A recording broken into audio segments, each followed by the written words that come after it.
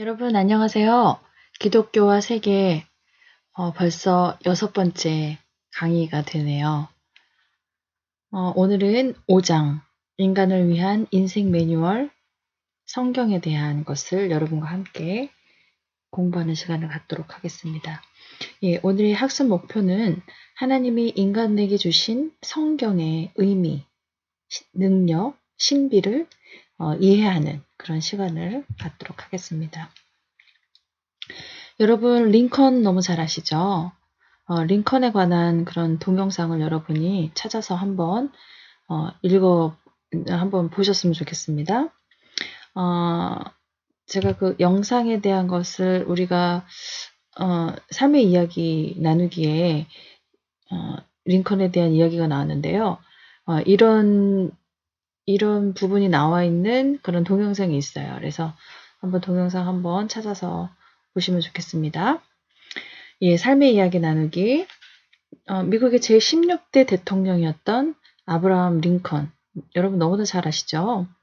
백인이든 흑인이든 유색인이나 다 사랑하고 존경하는 세계에서 가장 위대한 정치가 위인은 누구일까요? 하면 아브라함 링컨을 꼽는 사람이 굉장히 많아요. 근데 아브라함 링컨은 어렸을 때 학교가 너무 멀어서 다닐 수가 없었어요. 그래서 그의 어머니 낸시가 어머니가 선생님도 되고, 그리고 어머니가 가르치는 교재는 바로 성경이었어요. 그래서 그 어머니는 링컨에게 성경을 읽어주고 성경에 있는 재미있는 이야기를 들려주면서 가르쳤어요. 그러나 링컨이 만 9살이 됐을 때 어머니가 세상을 떠나게 됐어요. 그러면서 성경을 물려주면서 다음과 같은 유언을 남기셨어요. 내 아들아, 이 성경책은 나의 부모님께 받은 책이다. 내가 여러 번 읽어 많이 낡았지만 우리 집의 값진 보배이다. 내가 너에게 100에이커, 땅으로 치면 12만 평에 해당하는 100에이커의 땅을 물려주는 것보다 이 한 권의 성경책을 물려주는 것을 진심으로 기쁘게 생각한다. 너는 성경을 읽고 성경 말씀대로 살아가는 사람이 되어다오. 하나님을 사랑하고 이웃을 사랑하는 사람이 되어다오. 이것이 나의 마지막 부탁이다. 어머니가 돌아가시면서 이런 유언을 했다고 해요. 링컨은 성경 말씀을 붙들고 정직한 변호사가 되었고 정직한 대통령이 되었어요. 링컨이 대통령 취임식 석상에서 성경을 들고 이렇게 고백했어요. 이 낡은 성경책은 바로 어머니께서 저에게 물려주신 성경입니다. 저는 이 성경책으로 말미암아 대통령이 되어 여기 이 자리에 서게 되었습니다. 저는 성경 말씀대로 이 나라를 통치할 것을 약속드립니다. 이렇게 말했다고 해요. 미국의 제26대 대통령인 루즈벨트 대통령은 이렇게 얘기했어요. 링컨 대통령에 대해서. 링컨 대통령은 성경책 한 권으로 만들어진 사람입니다. 그분은 성경 속에서 배운 진리를 자기 실제 생활에 적용해서 자신의 일생을 더할 나위 없이 영광스러운 생애로 만들었습니다. 그분은 성경과 함께 숨쉬고 성경과 함께 산 위대한 하나님의 사람입니다. 라고 고백했다고 합니다. 여러분 버락 오바마 대통령 잘 아시죠? 버락 오바마 대통령도 자신의 그 취임식 때 링컨 대통령의 성경과 마틴 루터 킹, 저번에 이 마틴 루터 킹에 대한 이야기를 한번 꿈에 대한 걸 하면서 얘기를 했었었는데, 마틴 루터 킹이 흑인 목사님이셨잖아요. 그래서 흑인이 차별받지 않는 그런 세상이 오기를 꿈꿨는데, 버락 오바마 시대에는 진짜 흑인 대통령이 나올 정도로 그 꿈이 이루어졌다는 것이죠. 그래서 그 마틴 루터 킹 목사님의 그 성경에 양손을 얹고 선서했다고 해요. 많은 지도자들이 성경에 손을 얹고 선서를 한다는 것은 그들이 비록 국민의 투표에 의해서 선출되었지만 궁극적인 권위는 하늘로부터 온다는 그런 믿음을 상징적으로 보여주는 행위라고 볼 수 있어요. 링컨 대통령은 남북 전쟁을 마다하지 않은 그런 강직한 인물이면서도 사람들에게 전쟁 광이라고 불리지 않고 위대한 대통령으로 추앙받는 그 이유는 뭐냐? 바로 성경의 하나님을 사랑하고 그 뜻을 따름으로써 국민을 사랑했기 때문일 것입니다. 링컨이 애지중지했던 그 성경이 미국을 떠받치는 위대한 반석이 되었다는 것이죠. 그래서 아브라함 링컨은 나는 성경을 하나님께서 인간에게 주신 가장 큰 선물이라고 믿는다. 이렇게 얘기했고, 뉴턴도 성경에는 인간의 어떠한 것보다도 가장 확실한 진리가 있다. 그리고 패트릭 헨리도 성경은 지금까지 인쇄된 다른 모든 책을 합한 것보다 더 큰 가치가 있다. 이렇게 이야기했다고 합니다. 네, 그럼 인간을 위한 인생 매뉴얼 성경에 대한 것을 우리가 공부를 할 건데요. 자, 삶의 이야기 나누면서, 지도자들이 성경에 손을 얹고 선서하는 의미가 뭐라고 했죠? 예, 그들이 비록 국민의 투표에 의해 선출되었지만 궁극적인 권위는 하늘로부터 온다는 믿음을 상징적으로 보여주는 행위라고 볼 수 있죠. 예, 성경의 유익성은 무엇이 있을까요? 예, 이것은 여러분이 저와 함께 공부하면서 성경에 이런 유익성이 있구나 하는 걸 여러분이 이제 아셨으면 좋겠습니다. 자, 그렇다면 성경은 과연 어떤 책일까요? 지금 링컨의 이야기를 보면서도 성경 하나만 공부했는데 그렇게 위대한 사람이 될 수 있었다고? 야, 성경에는 과연 어떤 내용이 있길래 그럴까 하는 여러분 그런 의문이 들으셨을 수도 있을 것 같아요. 자, 성경은 과연 어떤 책일까요? 성경의 저자, 이 지은 사람은 40명 정도고요. 기록 기간은 약 1600년 정도 됐고요. 성경에 등장하는 인물은 2900명 정도가 된답니다. 성경은요, 가장 많이 팔린 베스트셀러예요. 그래서 세계 인구 우리가 약 70억 정도를 보는데요. 그 인구 중에서 22억 정도의 그 기독교인과 모든 또 다른 비기독교인들이 보는 그런 책이라고 할 수 있어요. 그리고 성경은요, 인류 역사에 정말 큰 영향을 미쳤어요. 역사, 문화, 문학, 미술, 음악, 윤리, 철학, 의학 등 영향을 안 준 곳이 없어요. 뭐 예를 들어서 그 철로역정, 문학에서는 철로역정, 신곡, 단테의 신곡, 어거스틴의 고백록, 팡세 이런 것들은요. 아주 유명한 문학 저서들인데 모두가 다 성경과 관련된 그런 책들이죠. 그리고 역사상 되게 굉장히 유명한 미술 작품, 조각, 건축물, 그리고 작곡, 이런 것들이 다 성경의 영향을 받아서 탄생되었다는 것이에요. 그래서 이 성경은 종합 예술이다 이렇게 이야기하기도 합니다. 나아가서 성경은 사람들을 변화시켜서 역사의 진화를 이끌었어요. 아브라함 링컨은 나는 성경을 하나님께서 인간에게 주신 가장 큰 선물이라고 믿는다. 이렇게 말했고요. 글래스톤은 나는 현대 위인 95명을 알고 있는데 그중 87명은 성경을 믿는 사람들이다. 이렇게 얘기했고요.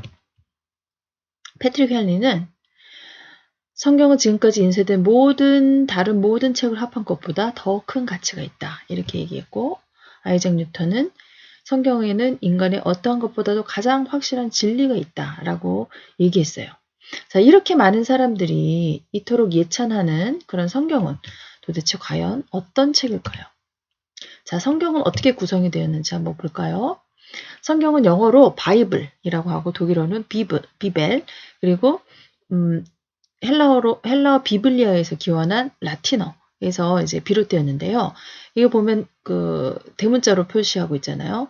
성경은 다른 책들과는 구별되는 오직 한 권의 책이라는 것을 나타내기 위함이라는 것이죠. 자, 그러면 성경은요, 구약 39권, 그리고 신약 27권, 합쳐서 몇 권? 66권. 예, 이걸 더하면 66권이죠. 자, 이거를 좀 쉽게 외울 수 있는 방법. 우리 제가 가르쳐 드릴게요. 우리 여러분 구구단 잘 아시죠? 구구단 39, 27. 네, 그래서 구약 39권, 신약 27권 이렇게 외우시면 아주 잘 외워지시죠? 그래서 구약, 신약, 약으로 되어 있는데요. 이 약은요, 계약, 언약 이런 것을 뜻해요. 즉 하나님과 인간이 맺은 계약을 의미하는 것이라고 볼 수 있어요. 자, 그런데 구약 성서의 예레미야라는 그 선지자의 예언서에 보면 장래에 있게 될 새 언약, 그러니까 이것이 이제 신약이죠. 새 언약에 대해서 내가 새 언약을 세우리라고 예언하고 있는 것이 있어요. 자, 그러면은 언약이 옛 언약이 있고 지금 새 언약이 있다는 것이죠. 옛 언약은 하나님께서 이 모세와 더불어서 시내산에서 맺은 그 언약이에요. 그런데 율법의 규정들이 지켜지지 못했기 때문에 사실상 폐기되었다고 볼 수 있어요. 그러나 예수님의 예수님이 십자가 위에서 피 흘려서 새로 세운 언약, 그러니까 이것은 신약이죠. 이것은 죄와 사망과 저주를 가져오게 했던 옛 언약의 조건들을 다 충족시키고 완성시키면서 인류의 궁극적인 구원을 단번에 이루었다는 것이죠. 그래서 구약이 그림자라면 신약은 그 본체라고 볼 수 있고요. 구약이 그릇이라면 신약은 그 안에 담긴 내용물이라고 볼 수 있다는 것이에요. 그래서 구약과 신약은 하나님의 말씀으로 똑같은 권위와 가치를 지니고 있습니다. 예, 그래서 이 옛 언약이 완성이 되면서 이 새 언약으로 우리는 인류의 궁극적인 구원을 얻을 수 있었다는 것이에요. 자, 그렇다면 하나님의 말씀, 사람의 말씀, 이것은 어떤 얘기일까요?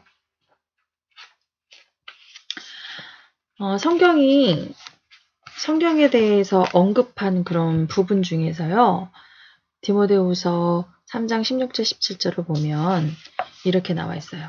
모든 성경은 하나님의 감동으로 된 것으로 교훈과 책망과 바르게 함과 의로 교육하기에 유익하니 이는 하나님의 사람으로 온전하게 하며 모든 선한 일을 행할 능력을 갖추게 하려 함이라.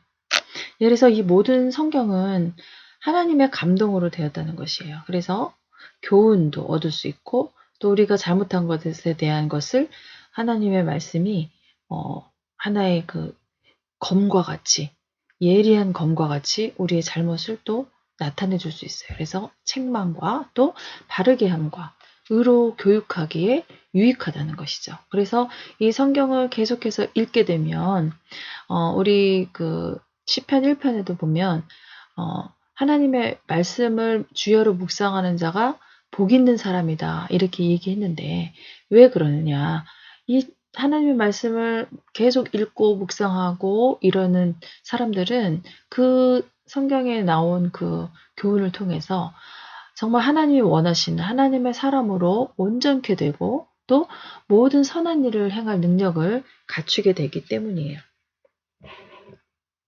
자, 그래서 여기에는요, 두 가지 점이 강조가 되는데요. 첫 번째는 그 구약 성서와 신약 성서로 구성된 성경은 하나님의 말씀이라는 그런 고백이에요.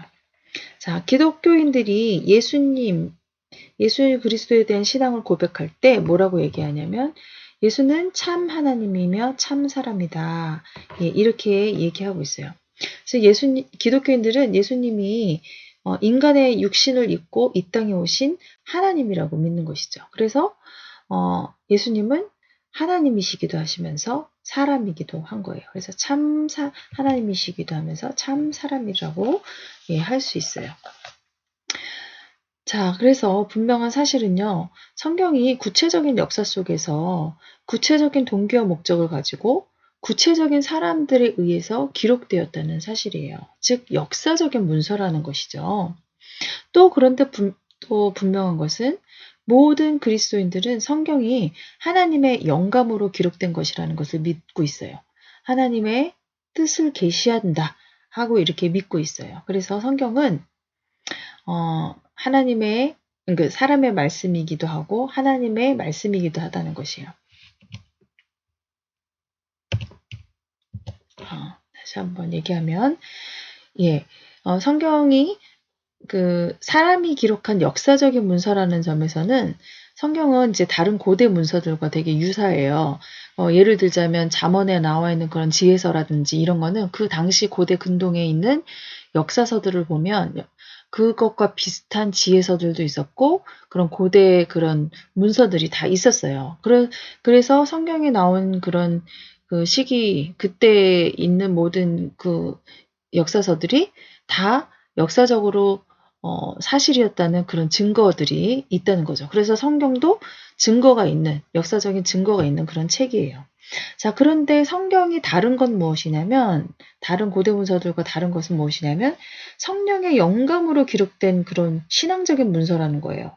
즉, 성경은 다른 문서들이 갖지 못한 영적이고 신앙적인 측면, 그런 초월적인 측면이 있기 때문에 다르다고 볼 수 있습니다.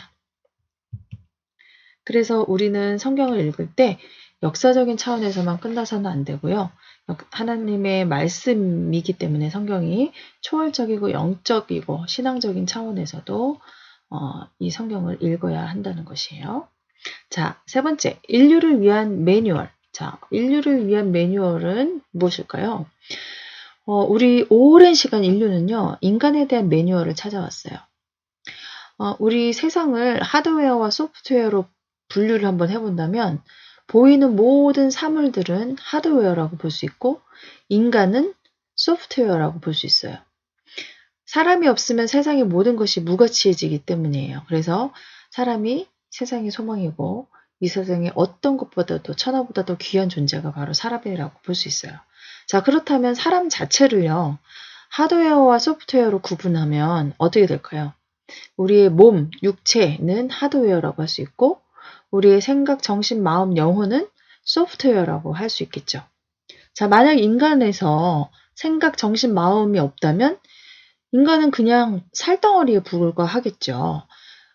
그만큼 생각, 정신, 마음은 소중해요. 그래서 인간을 귀한 존재로 인간답게 해주는 우리의 생각, 정신, 마음과 영혼은 무엇에 의해서 움직이는 것일까요? 자, 이것에 대해서 바르게 알 수 있는 그런 매뉴얼은 없는 것일까요? 자, 매뉴얼이라는 게 여러분 뭘까요?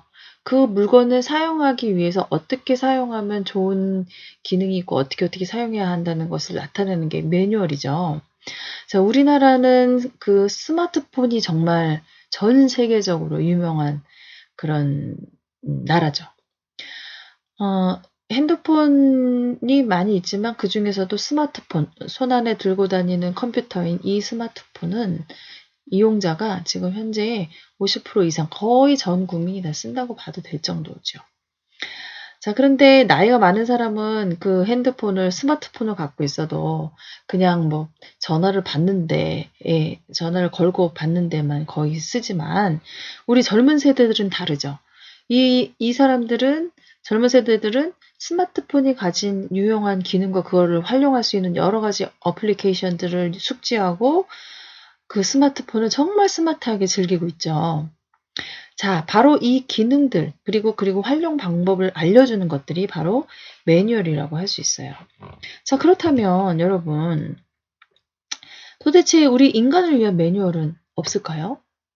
수많은 지혜자들이 그동안 이 질문에 대한 대답을 찾기 위해서 무던한 노력을 했고 그것을 책에 저술했어요. 그래서 여러분 유교에서는 사서삼경, 그리고 불교의 불경, 그리고 헬라 철학에서는 여러분 소크라테스, 내 자신 알라 알죠? 플라톤, 아리스토텔레스 이런 고전들이 있고요. 이 모든 것들은요, 다 인류의 그 인간의 매뉴얼을 찾기 위한 노력의 산물이라고 볼 수 있어요. 자, 인간은 어디서 와서 왜 살며 어디로 가는가? 도대체 인간은 어떤 존재냐? 삶을 산다는 건 무슨 의미인가? 인간은 어떤 목적을 지닌 존재인가? 인간을 두렵게 하는 죽음이란 것은 무엇인가? 죽음 이후의 세계가 존재하는가? 영원한 생명이란 우리가 어떻게 누릴 수 있는 것인가? 이런 수많은 질문들을 답하기 위해서 많은 사람들이 진리를 추구했지만 인간 스스로가 매뉴얼을 만드는 건 늘 한계가 있었다는 것이에요. 그래서 인간이 만든 철학서, 윤리서, 과학서 이런 것들은 어떻게 보면 그에 대한 대답보다는 꼬리에 꼬리를 무는 물음뿐이었다는 것이죠. 그러나 하나님의 말씀을 기록한 성경은 하나님이 인간에게 주신 인간의 매뉴얼이라고 볼 수 있어요. 성경은 어느 날 갑자기 뚝 떨어진 게 아니에요. 인간의 치열한 삶의 현장 속에서 죄, 분열, 갈등의 문제 속에서 생겨났다는 것이에요. 자, 여러분 유대인의 처음 조상이 누구죠? 아브라함이에요.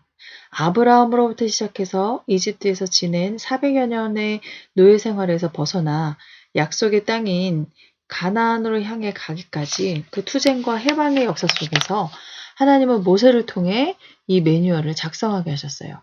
모세에게만이 아니라 여호수아, 다윗 등 그리고 여러 예언자들 이런 그 하나님의 사람들 그리고 역사의 현장 가운데서 하나님의 음성을 듣고 그것을 기록할 수 있도록 했어요. 또한 신약 성서에서는 베들레헴 마구간에서 태어난 아기 예수에서부터 시작해서 사회에서 버림받는 약자들을 위해 하나님 나라를 선포하고 그들 편에 서서 핍박자들과 대적하며 결국에는 엄청난 고초를 당하면서 십자가에서 죽고 장사된 지 3일 만에 부활한 참으로 치열하게 살다간 예수 그리스도에 대한 기록이 이 성경에 있다는 것이죠. 자, 이 성경 안에는 수많은 지혜자들이 질문했던 것을 동일하게 지니고 있으면서 동시에 그토록 찾고자 애썼던 그런 대답이 다 있었다는 것이에요. 성경은 인간이 어디에서부터 와서 어디로 가는지, 인간의 그 기원과 인간의 존재 이유, 삶의 목적, 그리고 죽음을 넘어서는 생명의 이야기를 다루고 있다는 것이에요. 그래서 성경은 하나님이 주신 인간을 위한 매뉴얼이다. 우리가 이렇게 얘기할 수 있습니다. 또한 성경은 살아있는 인격, 하나님의 말씀은 살아있는 인격이라고 할 수 있어요. 히브리서 4장 12절을 보면 하나님의 말씀은 살았고 운동력이 있어 라고 말하고 있어요. 이 말씀은 단순히 그 공기를 파동시키는 그런 의미 아니라 정말 살아있는 생명체며 인격이라는 그런 의미예요. 자, 그리고 이와 비슷한 말씀이 있어요. 요한복음 1장 1절 2절에도 태초에 말씀이 계시니라 이 말씀이 하나님과 함께 계셨으니 이 말씀은 곧 하나님이시니라. 태초에 하나님과 계셨고 말씀이 하나님과 함께 계셨으니 이 말씀은 곧 하나님이라. 그 태초에 하나님과 함께 계셨고 이 말씀은 살아있는 하나님의 인격이 바로 하나님의 말씀이다 라는 것을 알려주고 있어요. 자, 그렇다면 우리는 이 말씀을 가까이 하는 것이 바로 하나님을 가까이 하는 것이라고 볼 수 있어요. 그래서 말씀을 가까이 하는 것이 가장 위대한 성공의 비결이고 행복의 비결이라고 할 수 있어요. 자, 여러분 유대인 잘 아시죠? 유대인의 인구는요. 다 합쳐도 600만 정도밖에 없고요. 면적도, 그들이 살고 있는 면적도 이스라엘도 한국의 4분의 1밖에 되지 않는 그런 자그마한 나라예요. 그런데 이들의 세력이 어떤가요? 엄청난 세력을 갖고 있어요. 이들이 어떻게 보면 세계의 모든 경제며 모든 면에서 딱 잡고 있다고 볼 수가 있어요. 자, 그런데 이 사람들은요. 세계에서 이렇게 가장 영향력을 미치는 그런 민족이 된 이유는 그들이 특별한 사람이라서가 아니에요. 그들에게는요. 바로 무엇이 있었냐면 성경 교육이 있었어요. 자, 유대인들은 성경 교육을 언제부터 시키냐면요. 아이들이 겨우 사물을 보며 구분할 줄 아는 그런 때가 되면 성경을 꺼내서 그 표지에 꿀을 발란대요. 꿀. 자, 그럼 꿀을 발라서 애한테 그것을 먹게 하는 거예요. 빨아먹게 해서 하면 어떤가요? 애가 이렇게 먹어보면서 꿀이 달잖아요. 그러니까 그것을 달다는 거를 우리의 오감을 통해서 느끼게 되는 거죠. 그러면서 아이에게 이렇게 얘기하는 거예요. 이 꿀이 달지? 이 꿀이 단 것처럼 하나님의 말씀은 너의 영혼에 달고 인생에 있어서 모든 지혜를 주신단다. 그러므로 너는 죽을 때까지 이 말씀을 읽고 사랑해야 한단다 하고 가르치는 거예요. 자, 이거는 굉장한 교육입니다. 자, 우리는 요즘에 아이에 대한 그 교육에 우리나라는 굉장히 관심이 많은데요. 이 유대인의 성경 교육이 왜 위대하냐? 우선은 이런 아이의 시절 때는 오감을 자극하는 게 굉장히 중요해요. 오감이 뭐죠? 시각, 청각, 미각, 촉각, 후각 이런 것들 있죠. 예. 그런데 이 꿀을 직접 이런 아이에게 뭐 꿀을 맛보게 하고 만져보게 하고 느껴보게 하고 자, 이 오감을 많이 발달시키면서 거기에 하나님 말씀을 얘기해주고 이렇게 하나님의 말씀을 계속해서 묵상하고 하나님 말씀을 사랑해야 한다. 예, 이렇게 교육하는 이 교육은 정말 아주 그 세계를 움직일 수밖에 없는 그러한 민족으로 만들었다고 볼 수 있겠어요.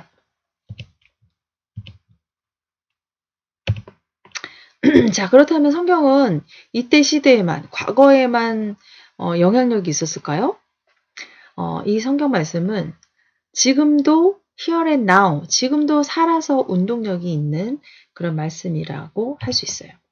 자, 여러분, 아주 유명한 무신론자 토마스 베인느라는 사람이 있었어요. 그 사람이 오랫동안 성경에 있는 내용 중에서 모순된 내용을 찾아서 연구를 거듭한 끝에 그런 내용을 집대성해서 이성의 시대라는 그 책을 쓰고 이렇게 호언장담했대요. 뭐라고 했냐면 앞으로 10년도 되지 않아서 성경은 더 이상 읽히지도 출판되지도 않을 것이다. 이렇게 호언장담했었는데요. 이 사람이 죽을 때 하나님의 자비를 구하면서 죽었대요. 자, 이 이성의 시대가 출판되었던 그 장소에는 지금 미국 성서협회 본부가 들어서 있어요. 그리고 또한 이렇게 말한 토마스 베인의 이성의 시대라는 책은 지금은 헌책방에서도 구하기 힘든 책이지만 성경은 여전히 지금까지도 여전히 매년 수천만 권씩 팔리는 그런 베스트셀러라는 것이에요.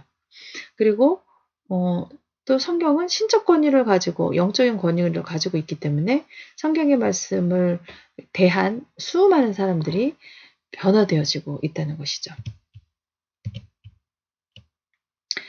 미국에요. 토끼 입술로 태어난 한 소녀가 있었어요. 토끼 여러분 어떻게 생겼나요? 입이 이렇게 갈라졌잖아요. 그쵸?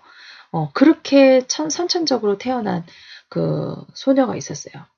그러니 얼마나 놀림을 많이 당했겠어요. 자, 토끼 입술 얼마나 놀림을 받았을까요? 항상 학교 친구들이 놀렸고, 그런 친구들에게, 이 토끼 입술 소녀는, 나 어렸을 때 넘어져서 유리에 입술이 찢어져서 이렇게 된 거야! 뭐 이러면서 변명을 했지만, 늘 위축된 삶을 살아갈 수밖에 없었고, 자존감이 낮을 수밖에 없었다는 것이죠. 그런데요, 어느 날 청각 검사를 학교에서 했어요. 그 검사는 담임 선생님이 한 명씩 불러내서 귀 속에다가 짧은 말을 해주면 학생들은 선생님의 말을 그대로 말하는 그런 청각 검사였어요. 근데 그 검사에서 담임 선생님이 이 소녀의 귀에다 대고 이렇게 얘기한 거예요. 나는 네가 나의 딸이었으면 좋겠어. 나의 어린 딸이었으면 좋겠어. 자, 이렇게 얘기한 거예요. 선생님은 그냥 검사 시험 보는 그렇게 한 말일지 모르겠지만 그 선생님이 한마디 말로 소녀의 삶이 완전히 바뀌었다는 것이에요. 그때부터 이 토끼 입술 소녀는 자신감 있게 살아갈 수 있었다고 합니다. 사람의 말에도 이렇게 힘이 있어요. 하물며 하나님의 말씀은 더할 나위 없이 힘이 있다는 것이죠. 하나님은요, 지금도 우리의 귀에 이렇게 속삭이고 계세요. 나는 너를 사랑해. 너는 누가 뭐래도 내 자녀다. 여러분이 그 말씀을 정말 믿고 받아들이면 우리의 삶은 정말 획기적으로 변할 수 있다는 것이에요. 우리는 하나님의 사랑을 받는 그런 존재고요. 우리는 정말 모두가 다 가치 있는 존재입니다. 하나님이 그렇게 말씀하셨어요. 그래서 우리는 그 하나님의 말씀을 항상 기억하며 살아야 합니다. 예, 우리 저번 시간에 어떻게 하면 행복해질 수 있을까? 행복의 8가지 단계, 오스트리아, 이제 호주에서 방송되었던 프로그램이었다고 얘기했었죠. 예, 8단계 행복 프로그램에서 첫 번째가 뭐였었나요? 삶의 목표와 가치 찾기. 그래서 뭘 했었었죠? 예, 추도사를 한번 써봐라. 이렇게 얘기를 했었었죠. 예, 그래서 추도사를 써봤던 이 벤이라는 이제 친구는 여러분과 나이가 좀 비슷해 보여요. 그쵸? 이 추도사를 써보면서 추도사는 어떤 거예요? 자신의 장례식 때, 내가 죽었을 때 다른 사람들이 나를 기념하면서 이 사람은 어떤 사람이었습니다.